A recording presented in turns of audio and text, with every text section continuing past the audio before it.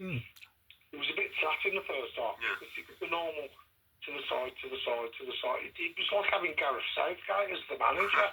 But it's partly because, I'm sure, as you rightly say, Mick, the teams are going to keep setting Blues this test, and every time Blues don't break through it very well, and at Sutton it was hard work. I know you were at that game, Darren, and it sounded like hard work. On Saturday, he created some chances, but still only scored one goal. The more that happens, the more often teams are going to come and do that. Of course they are. It's probably their best way of getting anything. Practically every team in the division is going to come to St Andrews for a point. If they get 3 points, then that's a bonus for them. The quality of players we got in our team in League One, we should be able to break them down better. And all I'm saying is the attack's brilliant here. We bring it. I mean, what a boot Ryan Allsop has got on him. Yes. How he can pick out a player in the final third from his own box. I think he's passing out from the back is brilliant, but we're not using it because it'll be picked up on the side, and rather than attack the box, we'll pass it back again or pass it to the side, or that's not breaking them down because you've got 11 men behind the ball, and that's the frustrating side of it. And in the second half, when we were attacking, it lifted the crowd. Yeah. Okay, we didn't score on them ones, but it lifted the crowd, and the more you lift the crowd, the more it lifts the players. Listen, Mick, no, absolutely, Mick. Darren, you want to... Yeah, no, listen, I agree, Mick. I've watched pretty much 90% of Blues games this year, and I think as much as I understand from a tactical standpoint, dominating the ball and how a team sets up against you, and especially when it's low block and deep, it's difficult. One, you have to move the ball quickly. Two, you have to go with a bit more purpose and intent, and you have to be ruthless with the chances you get. So, but I agree. I think my only criticism, and again, it's harsh to criticise this team, with the form and the results already this year and where they're at. But if you're really going to critique it, I think that you're right, especially at home at St Andrews, there's times where we can really put teams to the sword. I think the best example I've got is Wigan at home, when obviously we were searching for a goal, but that last 10 minutes of that game, we laid siege and we completely, and you're right, you get the crowd into it, all of a sudden then the opposition feel a little bit different because all of a sudden it's wave after wave, it's balls into their box. Yeah.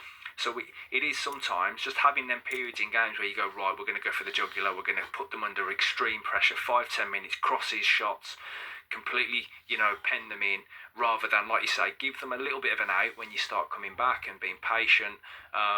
So I think there's moments in games where Blues can be really cutthroat, go and get a goal or two, because then that changes the complexion of the game. You get a couple up, all of a sudden then Northampton, they come out probably 15-20 minutes earlier than they did in the game, and then more space comes, then you can pick them off. Yeah, we had some calls last week saying this is a curse of the modern game, in that coaches now, they see from the very top of the game, the Guardiolas and people like that, saying, well, we're going to have this, move the ball, we're going to keep the ball and play simple passing, pick our way through, and it's all about possession. So you get loads of possession, and you don't want to risk losing the possession, so naturally the game slows down and you get stuck, and teams work out that if you build a wall against it, you've got to do something different. And I mean, so this is a fashion that's come from the top of the game that at lower levels or lower down the pyramid is spoiling the game. Yeah, again, it's a balance, and I think probably the best team I've seen, I think City done it very well. Yeah. I think they've gone away from it a little bit, albeit as great as they are. Yeah. But that's why I think Jurgen Klopp was, so much loved in this country for the way Liverpool played, because he knew they dominated the ball, but they attacked with intent. But as soon as they lost it, they were so good at counter-pressing. And I believe Blues are as good. I think we've got players who can really go and high-press and counter-press teams.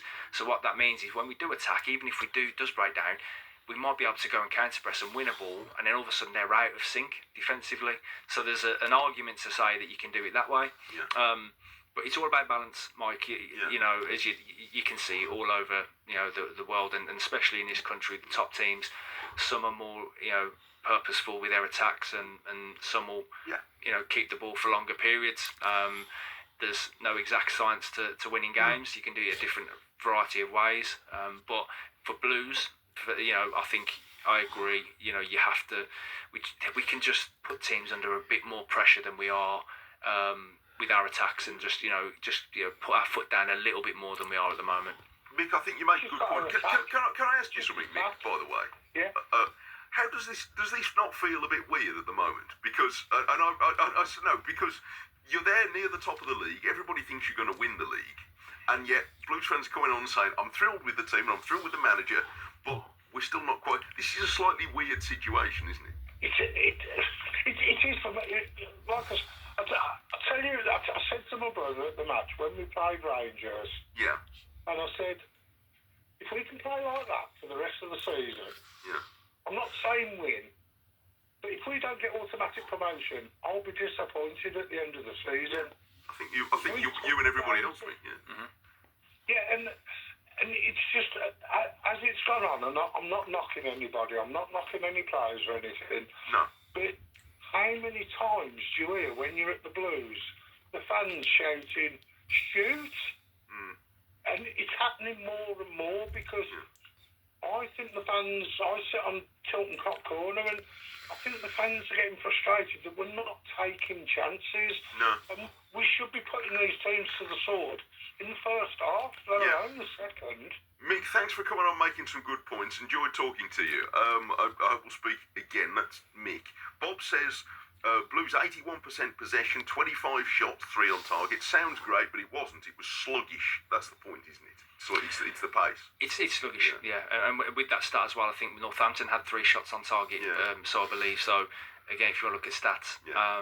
Might start with Dukey at home, suggests Bob, which gives you...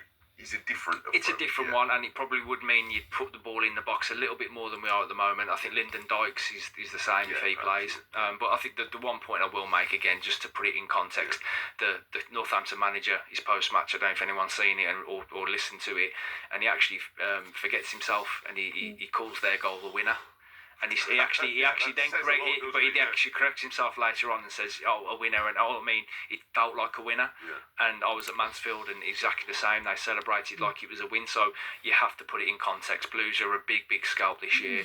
You cannot blame teams for how they approach the game, because they, a point to them against us is a very, very good result. So I do think this is a strangely tough first job for Chris Davis, because you come into a job and not only are you expected to do well, but you're expected to win every week.